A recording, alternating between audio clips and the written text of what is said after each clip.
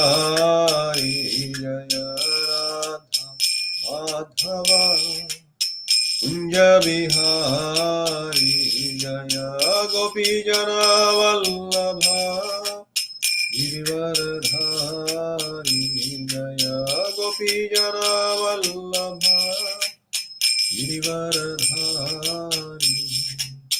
यशोदानंदन ब्रज जन रंजन यशोदानंदन ब्रज जन रंजन यमुना तीरावनचारी यमुना तीरावनचारी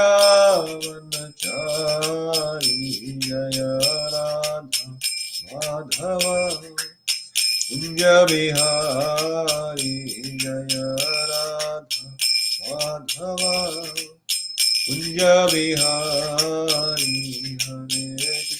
हरे कृष्णा कृष्णा कृष्णा हरे हरे हरे राम राम राम हरे हरे हरे कृष्णा कृष्णा कृष्णा हरे हरे हरे राम राम राम हरे हरे हरे कृष्णा कृष्णा कृष्णा हरे हरे हरे राम राम राम हरे हरे हरे कृष्णा कृष्णा कृष्णा हरे हरे हरे राम राम राम हरे हरे हरे कृष्णा कृष्णा कृष्णा हरे हरे हरे राम राम राम हरे हरे हरे कृष्णा कृष्णा कृष्णा हरे हरे हरे राम राम राम हरे हरे जय राधा गिरिधारी राधे जय राधा गिरिधारी राधे जय जगन्नाथ जय बलदेव जय सुभद्रा जय जगन्नाथ जय बलदेव जय सुभद्रा जय गौरीताई जय गौरीताई जय गौरीताई जय गौरीताई जय गौरीताई गौरीताई जय गौरीताई प्रभुपाद जय प्रभुपाद जय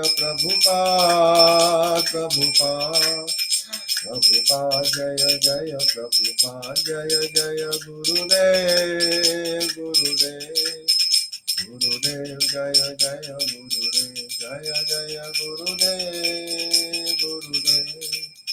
गुरुदेव जय गुरुदेव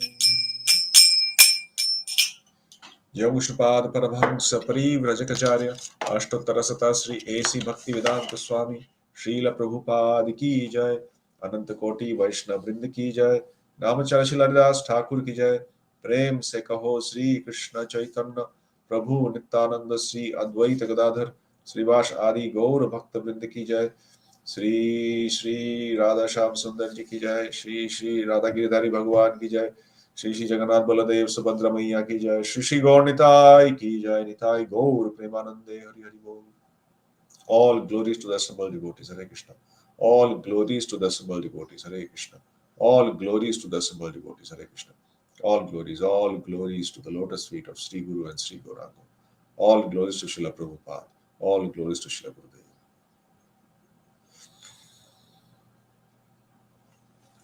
Om Namo Bhagavate Vasudevaya नमो भगवते वासुदेवाय। ॐ नमो भगवते वासुदेवाय। नारायणं नमस्कृत्य नरं चैव नरोत्तमं देवीं सरस्वतीं व्यासं ततो जयमुदीरयेत्। नष्टप्रायेषु भद्रेषु नित्यं भागवत सेवया भगवती उत्तमश्लोके भक्तिर्भवति नैष्ठिकी। ग्रंथराज भागवतम की जय। Hare Krishna, everybody, and welcome to our morning Bhagavatam class on a very, very auspicious day. Today is the Govardhan Puja, and we'll be celebrating the event online in a few hours from now. So, we are currently in Canto 4, Chapter 7, Text 7 today.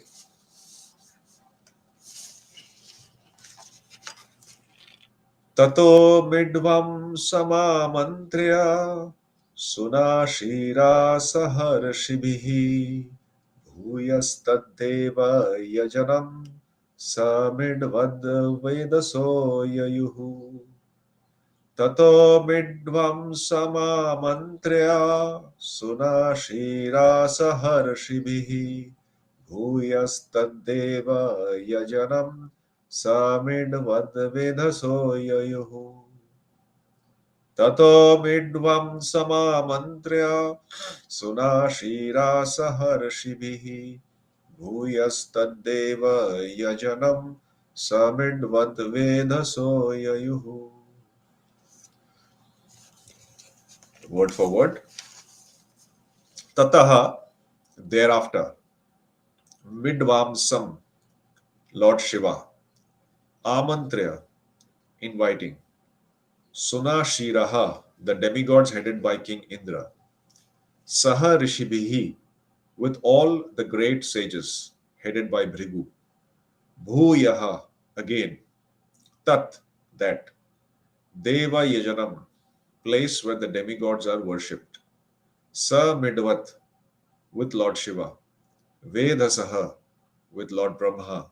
Yayuhu, went. Translation and purport by Srila Prabhupada. Srila Prabhupada ki jai. Thereafter, Bhrigu, the chief of the great sages, invited Lord Shiva to come to the sacrificial arena. Thus, the demigods, accompanied by the sages, Lord Shiva and Lord Brahma, all went to the place where the great sacrifice was being performed. Purport. The whole sacrifice arranged by King Daksha had been disturbed by Lord Shiva. Therefore, all the demigods present there, along with Lord Brahma and the great sages, specifically requested Lord Shiva to come and revive the sacrificial fire. There is a common phrase, Shivahina Yagya. Any sacrifice without the presence of Lord Shiva is baffled. Lord Vishnu is Yagneshwara, the Supreme Personality in the matter of sacrifice. Yet, in each yagya, it is necessary for all the demigods headed by Lord Brahma and Lord Shiva to be present. Om Ajnana Timirandhasya Jnananjana Shalakaya Chakshurunmilitam Yena Tasmai Shri Gurave Namaha. Namo Vishnu Padaya Krishna Prishtaya Bhutale Srimate Mahavishnu Goswami Niti Namine. Namo Vishnu Padaya Krishna Prishtaya Bhutale Srimate Bhakti Vedanta Swami Niti Namine. Namaste Saraswate Deve Gauravani Pracharine Nirvishesha Shunyavadi Paschatya Deshatarine. Jai Sri Krishna Chaitanya Prabhu Nityananda Sri Advaita Gadadhara Srivas Adi Gaur Bhakta Vrinda. Hare Krishna Krishna Krishna Hare Hare Hare Rama Rama Rama Hare Hare.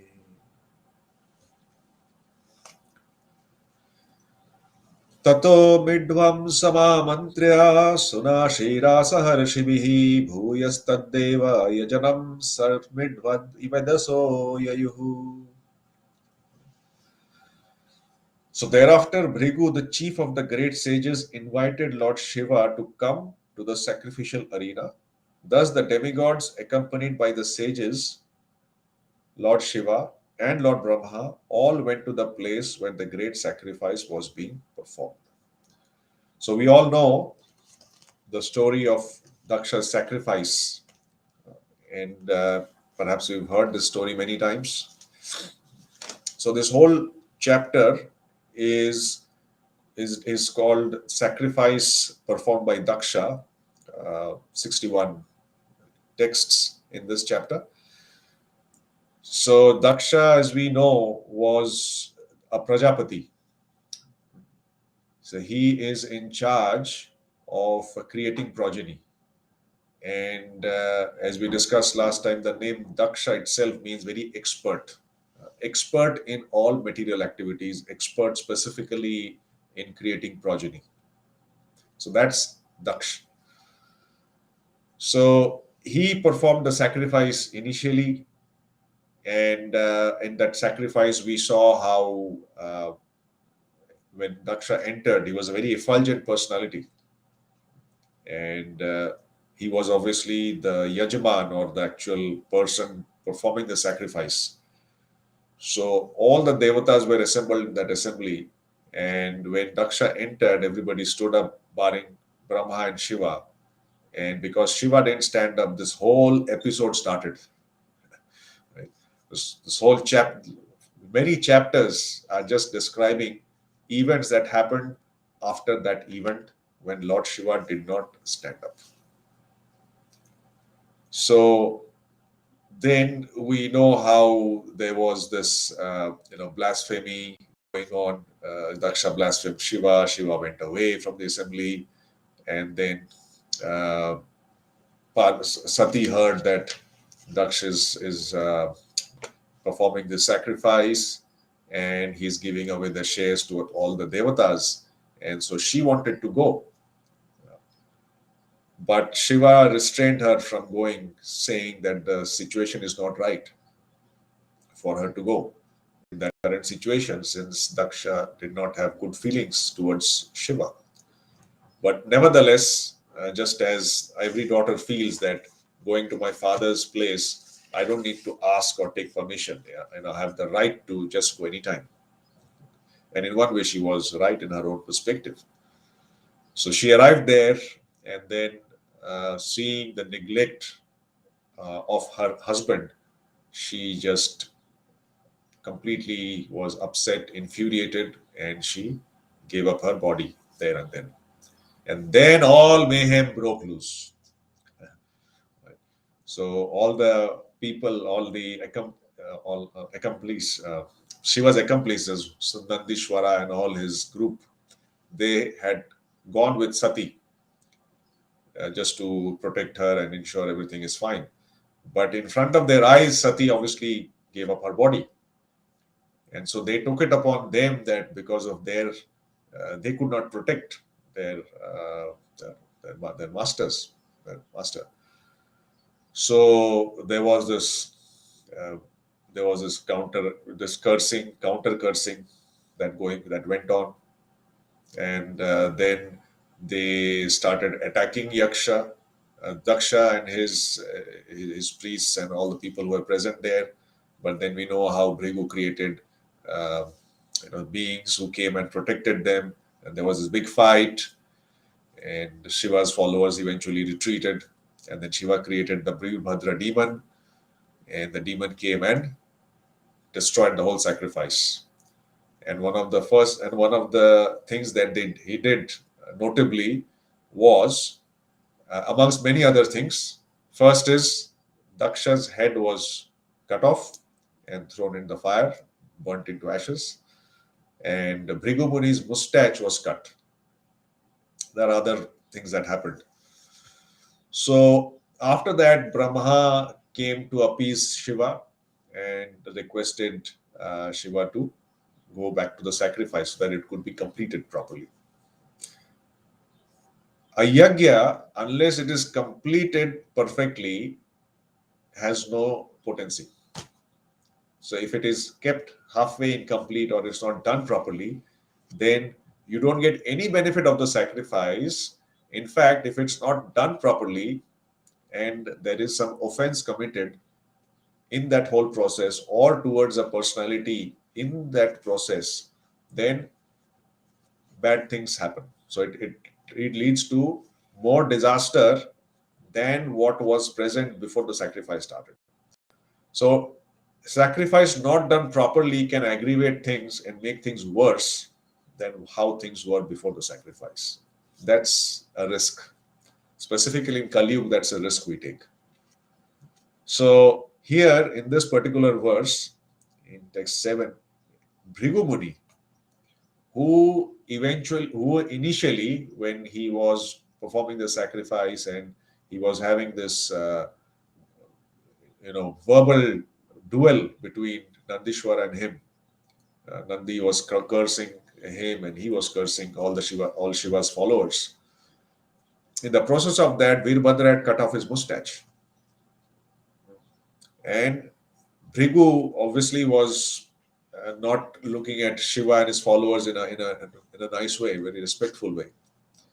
The same Bhrigu, after all this thing happened, is now inviting Lord Shiva to come to the sacrificial arena and complete the sacrifice. So it's so he's taken that whole full circle, and this whole conversation, as we know, is being narrated right from chapter Canto 3 between Maitreya and Vidur.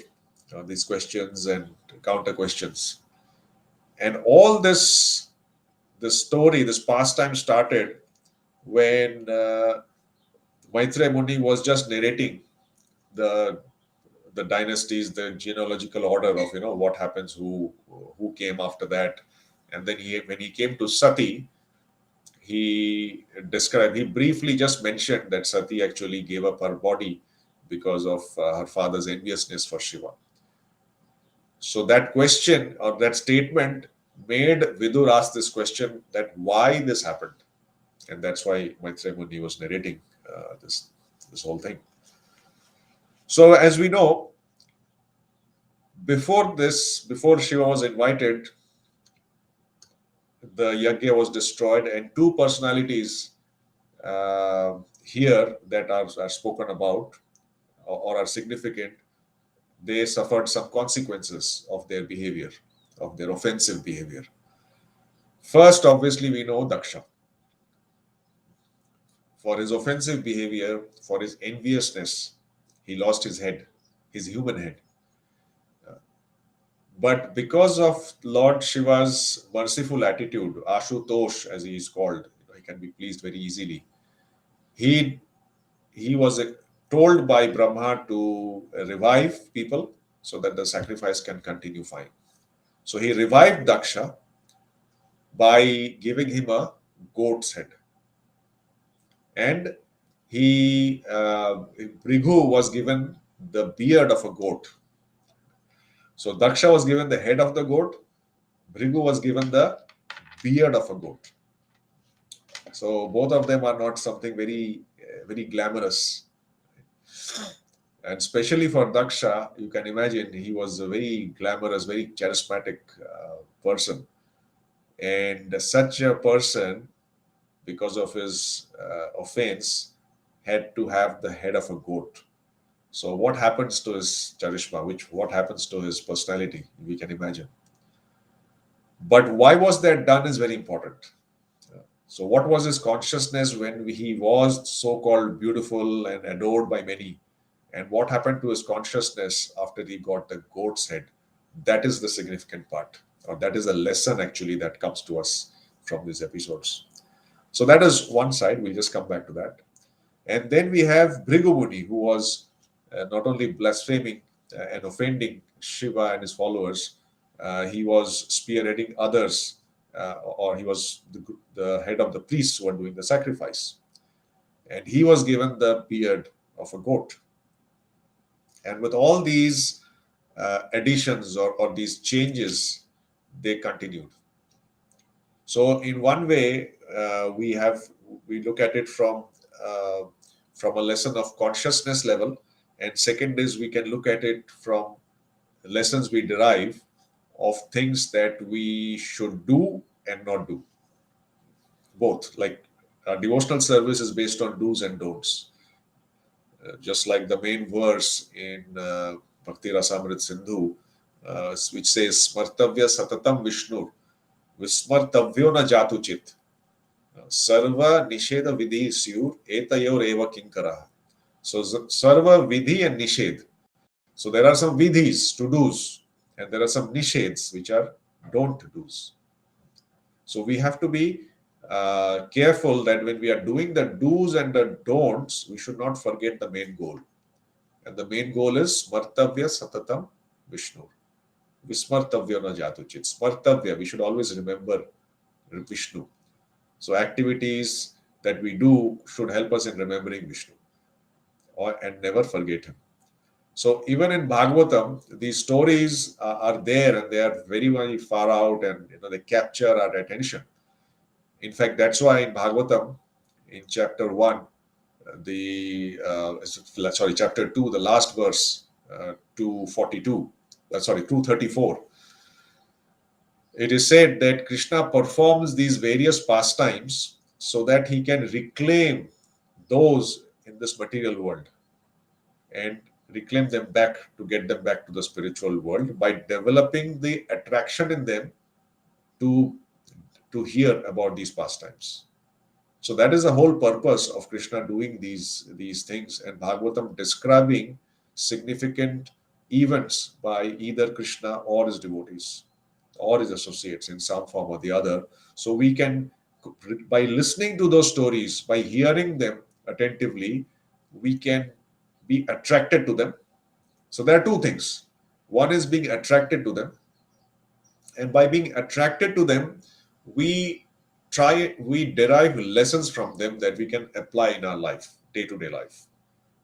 And that is what makes our life, purifies our life, and helps us progress spiritually. So just like chanting is inevitable, without chanting we cannot make any progress. Similarly, without being connected to Bhagavatam daily, we cannot make progress.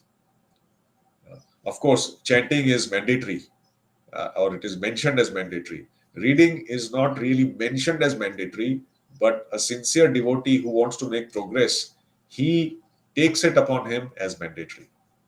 Without Bhagavatam, we cannot develop the right attitude and consciousness towards chanting.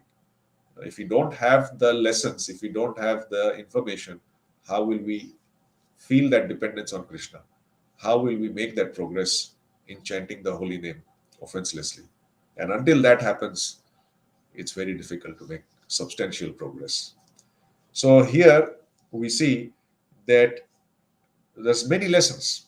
Maybe just we look at a few lessons from here, maybe 3 or 4 lessons that we can cover today. So first is, this whole thing started with curses and counter curses. So when we don't we feel that things are not going my way, I'm not comfortable, I'm not happy, my expectations are not met, I'm not being honored properly by people who should, I expect that they should honor me. When that happens, when we are on the bodily platform, we become envious. In fact, we are envious in the first place. That's why we are here in this material world. But by not recognizing that attitude, or that subtle inclination in all of us, in us, we make it more prominent. And when it becomes more prominent, we become like Daksha. In fact, worse than Daksha. So Daksha cursed, then there was counter curse. And what happened as a result of all this cursing and counter cursing? It was a disaster. Absolute disaster. So we have to understand that before we curse, we have to be very careful. The tendency is there. We are all conditioned beings. So as soon as we hear or get something that is not very palatable, we want to open our mouth. And sometimes, we we get In fact, sometimes we poke a bit of humor or fun with Durvasa Muni, calling him that he's a hot-headed person, always there to curse people. But we don't look at ourselves. Uh, we are also hot-headed. As soon as something goes against our expectations, we want to shout, and that is no less than cursing. We may not we may not say that curse because we know it's not going to, we are not that pure that when we say whatever we say will come true. But at least in our mind, or sometimes even in our words, we mean something bad for that person. Or even if we don't mean something bad, we just shout so much at that person that he feels so miserable. That's no different from a cursing. So even in the current context and material world that we live in, there is constant cursing, counter cursing, and cursing. So here there is an option for us to take a lesson and say, okay, when this happens to me, do I just behave like Daksha behaved? And then at the end, what is the result? Maybe we may get a goat's body if you're alive. Sorry, goat's head. So, do we really want that? Okay, now maybe we might not get a goat's head. We may get something else. We may get a different body in the next birth. Or we may be faced with so many miseries or problems in this world, this life itself. So, what are the options have we got? What do we do? Now, if we don't know that we have an option, then how will we change our behavior? How will we change the way we think and react to situations? Because the reality is, these situations will keep coming. They will keep coming in our life, and we will feel agitated. We will feel that this person is specifically after my case, and then we react. So in Vidur Niti, there is Vidur advises that when somebody torments us with harsh words, in other words, when somebody curses us, chastises us, then what should we do? We should counter curse. No. So if you counter curse, there is a reaction waiting. If you don't counter curse, what do you do? So Vidur says you should tolerate. Now it's easy to say, but we have to learn, we have to acquire the skill to tolerate. And the tolerate means, our Guru Maharaj says, when we say tolerate means zip your mouth. Because in the mind, many things go on. You might be cursing and counter cursing in your mind when that happens, but it manifests through words. So first thing Maharaj says is zip. That itself will indicate tolerate. Now, if you tolerate, what's going to happen? And if you react inappropriately, what's going to happen? Vidur says. So he says that if you tolerate somebody who's cursing you, then two things happen.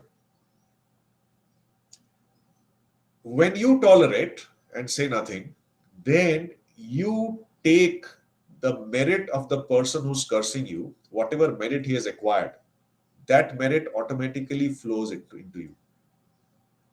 That's number one. Second is, all the sinful reactions that we have accumulated is transferred there. It's a transfer. So we get their good and they get our bad. If we tolerate, if we tolerate. If we do not tolerate, then what's going to happen? We know disaster is waiting for it to happen. So these instances or these nitis, they are actually for our day-to-day existence. This is how we should live our life. Only a human being has the ability to adapt to situations and select the right reaction to situations. Other animals don't have that. They react as per their natural behavior, that animalistic behavior. But only human beings can have the option to behave like an animal or to behave like a human being. In fact, we are in a society now where, uh, you know, uh, if we don't have to tell a dog, hey dog, behave like a dog. We don't have to tell a donkey, hey donkey, you are a donkey, behave like a donkey. But when it comes to a human being, he does so much abominable activities that a person who thinks about that person's welfare, that human being's welfare, has to say, hey man, behave like a man. I mean, man, woman, whatever. Behave like a man, behave like a human being. Why? Because only man or a human being has that ability to choose his reaction. So this is the first lesson that is important that we learn from Daksha's story here, pastime, that we must be very careful in choosing our reaction when we are agitated by situations around us.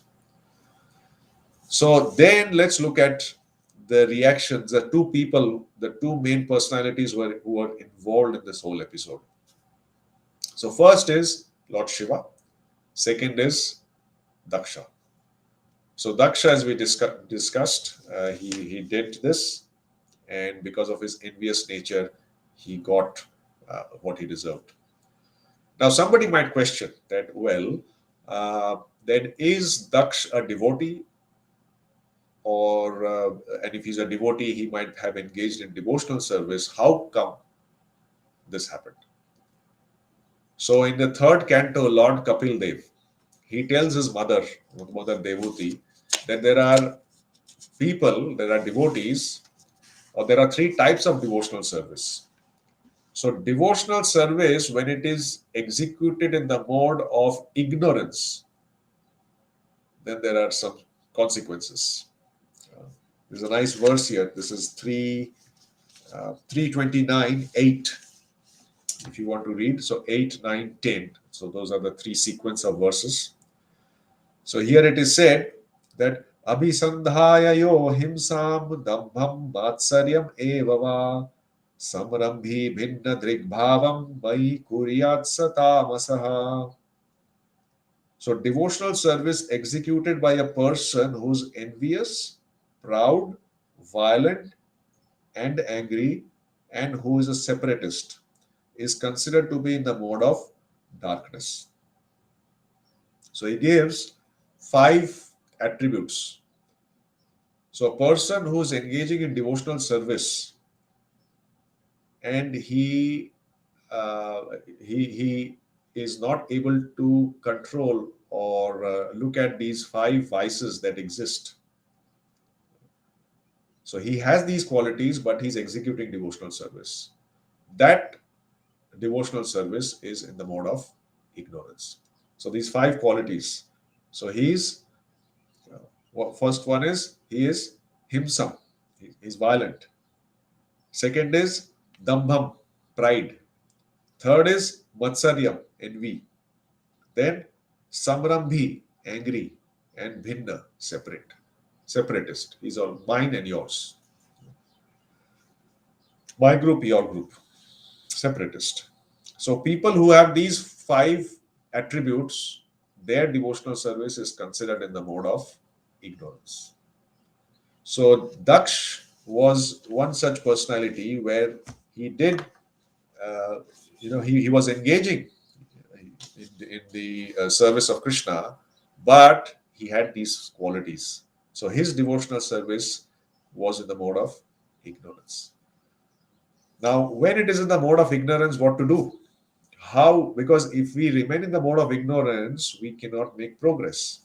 So that's where we need a mentor, a guide who can actually lift us from that level of ignorance and at least bring us to the level of goodness. For Daksha, that person, that personality, that mentor, that guide was Lord Shiva. So Shiv had nothing to do with this cursing and counter cursing. But when he heard that Sati gave up her body, and Sati actually didn't go there just to enjoy. Sati actually went there on behalf of her husband. So Shiva knew that she has gone there and she had to give up her body because of this. So he took it upon himself. He was angry, but he was not angry to take revenge for his personal gratification. No. So see, is two types. Anger is one type of anger is personal vengeance. You have hurt me, I'm going to hurt you. I'm angry, I'm going to hurt you. Whatever it takes me to hurt you, I will do. That is one part. But the second type of anger is yes, I'm angry at you, but I'm going to react in a way so that I would like to correct you. And it is not possible for everybody to do that. We have to be in the right relation. That in any relationship, we have to be in the right position and consciousness to have that feeling.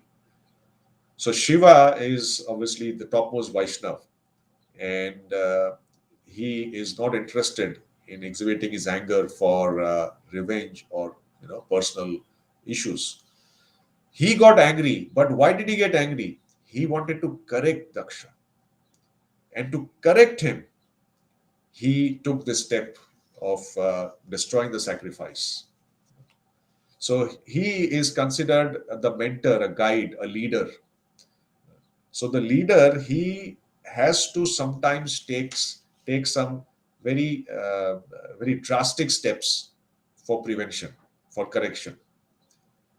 When it happens, it's not very palatable, but when the person goes through that consequence and later on transforms himself, he appreciates that action of the leader. So just like the father sometimes gets angry with the son, and he might chastise the son, and it's not very palatable when the chastisement is going on. But if the son takes it in the right attitude, and although it's not palatable, he somehow does what the father says, he reaps the benefits of that instruction, of that consequence. And then he appreciates what the father had done. So, similarly, here, Daksha was given the head of the goat. And then, as we move on into the chapter, we'll see how grateful Daksh was in thanking Shiva. His whole consciousness changed. So, it is not that because he got the goat's head, he had a different consciousness. His consciousness was covered. The whole episode that happened only helped in changing his consciousness and situate him in the right consciousness where he could actually understand Lord Shiva's position and appreciate what Shiva has done. So same thing is with any leader. It is upon them to ensure that they are able to correct and guide the people who are dependent on that person. And Shiva is Vaishvananam Yatha Shambhu. So this is something that's very, very important. So we should not take Shiva's getting angry and giving him a goat's head as ordinary anger. It is purely a matter of correction. So that's the second lesson. So first lesson we have seen is curse and counter curse yields no benefit. When somebody curses us, we have two choices. The better choice is to tolerate so that even immediately we benefit, and eventually it is recommended for our own purification that we tolerate.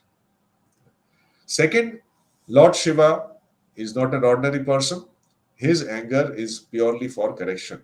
Just like we see, Narad Muni also got angry. Now, normally he doesn't get angry like Durvasa, right?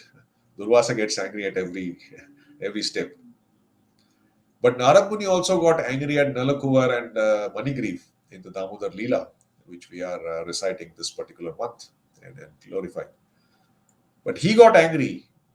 Why did he get angry? Same reason as Shiva got angry, to correct. So he also wanted to correct the two brothers and situate them in their real consciousness. Right? So instead of losing their head, they lost their ability to become mobile for so many years. But they got also the benediction of seeing Krishna face to face. So it is said that a Vaishnav's curse is never a curse, is actually a benediction in disguise. So this anger that was exhibited by Shiva was actually a benediction for Daksha, but in disguise. So person who tries to see these things and understand these things and analyze these things with their material intelligence, sees this with the material eyes, they get bewildered. But when we see these, when we hear and understand these pastimes with Shastra Chakshu, then we get the right understanding. Then we can derive the lessons that Bhagavatam is wanting to give us.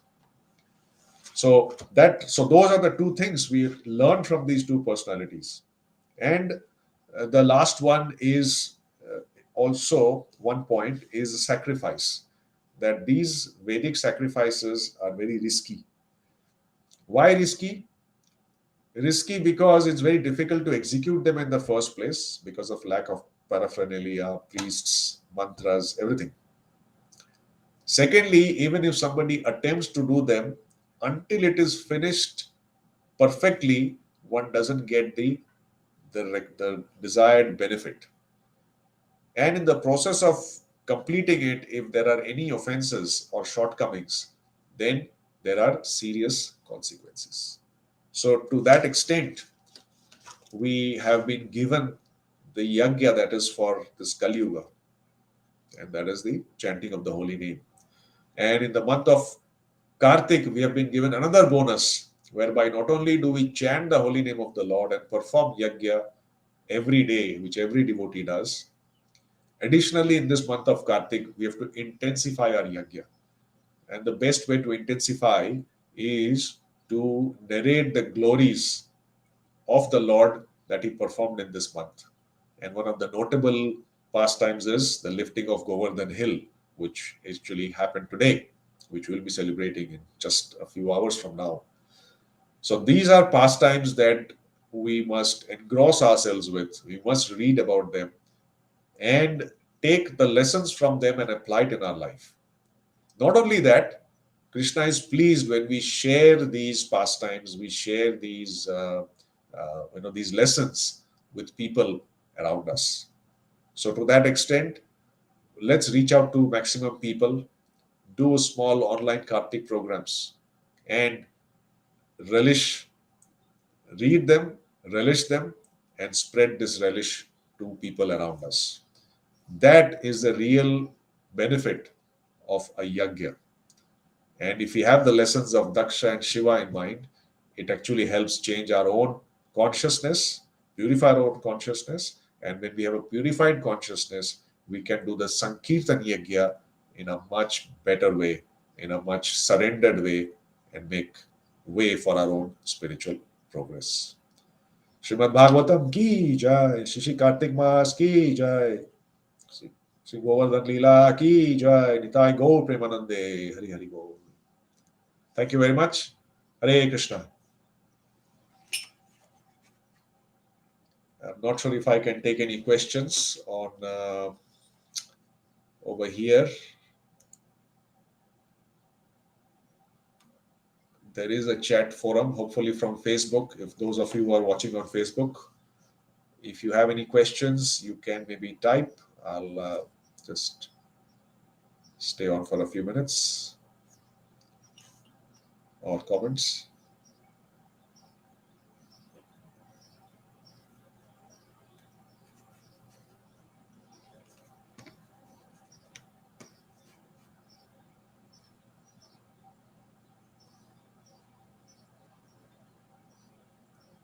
Yeah, all good. Okay, thank you very much. We'll all enjoy the Govardhan Leela in a few hours. Don't forget to log in. I think it starts at 11:30 for full festival. Srila Prabhupada ki jai. Thank you. Hare Krishna.